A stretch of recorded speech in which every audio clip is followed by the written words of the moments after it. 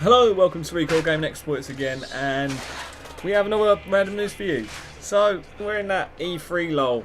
E3's just been, everything's been announced, and we can either keep talking about the same games that have just been announced over and over and over and over again, or we can not talk about much. But there has been a couple of developments that weren't E3 related.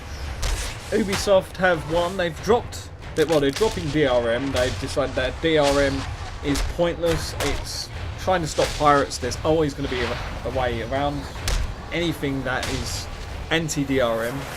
When you got millions and millions of people that are willing to pirate games and DVDs and music, they're always going to do it. Doesn't matter how many different protocols and protections you put up, they're going to get around it. And Ubisoft have now basically turned around and said that. They said they're going to keep getting around it. It's a waste of time and money, and it just pisses off people that actually have bought the game. In my humble opinion, I believe that if a pirate wants to pirate something, they will pirate it. And if they can't pirate it, they won't buy it. Because the whole point of them pirating the product in the first place is the fact that they get it for free. So that inherently suggests that they are not willing to pay for the product. So why would they? The fact is, if you're a pirate and you can't get a product straight away, then you can just as easily wait. Just wait a little bit longer for someone to put out an illegal copy. It might take you a couple of extra months from launch, but it will happen. They'll get around the copyright protection and the DRM, whatever. Just wait for some modders to get around that DRM and you'll have that game for free. So if they want to pirate it, they'll just go ahead and pirate it. So they might be dropping DRM. So good on you, Ubisoft. On the other hand, though, they've done something completely retarded. Now, there was a trailer that came out recently. It was Assassin's Creed Unity related. Essentially, if you pre-order now, every Friday up until the game comes out, they'll be doing a prize draw.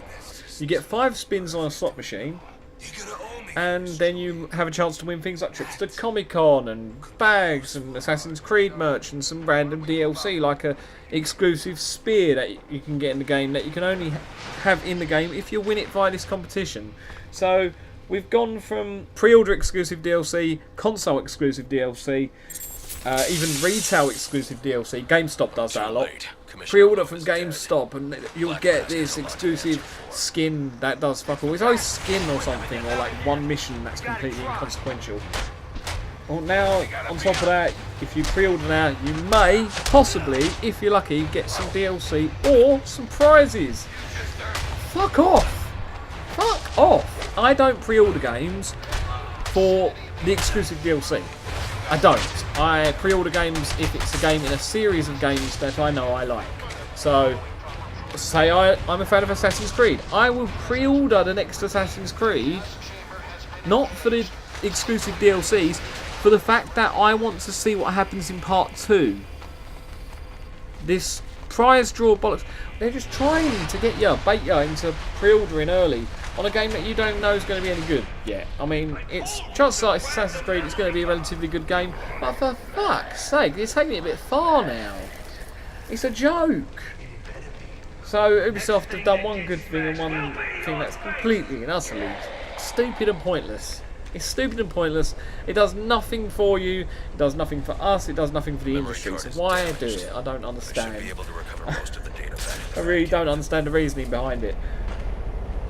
And in other news, DICE has come out and announced that Mirror's Edge 2 is going to be more combat focused. Which was, if you remember and have played Mirror's Edge 1, was the weakest part of the game. It was a good game, it was interesting. The best part about it was it was unique and you felt vulnerable. If you saw an enemy with a gun, you ran away, unless you absolutely had to run at them, in which case you'd hopefully time the button press at the perfect moment and kick the gun out of their hand and launch them off a building or something. But they've decided to take the weakest part of the game and obviously improve it, which genuinely would be a good thing, except I just hope that they don't turn Faith, the main character of the game, into the female free-running Rambo. I mean, it would just ruin the game. It would not be Mirror's Edge if all of a sudden Faith was a ninja and was capable of taking out multiple people with ease. It just wouldn't be right. most of the excitement in that game was, I'm getting chased by 10 guys with machine guns and all I can do is run. That was what made Mirror's Edge great. At the time, there was no other game that had that experience, that gave you that feeling, and even to this day, there isn't that many games that make you feel truly vulnerable. That's it today anyway, I wasn't going to end up babbling on. Thank you for watching Recall Game Exploits. I've got a new series coming up soon. It's going to be featuring music from a friend of mine called Broken Bit. He does game soundtracks and various like 8-bit type soundtracks-ish. So they're really cool anyway. So I thought I'd use those in the soundtrack. It kind of fits in a way for the game that the series is going to be on. So I'm going to be doing a series on XCOM, the complete edition. So that's with all the DLC, which means that we get mechs and all sorts of crazy stuff going on in that game. But yeah, one of my favourite games of all time, to be honest, XCOM. So I've recently got the DLC, so that's like a completely new game. I love it. Do that stuff that every other channel tells you to do, and I will see you soon. Goodbye.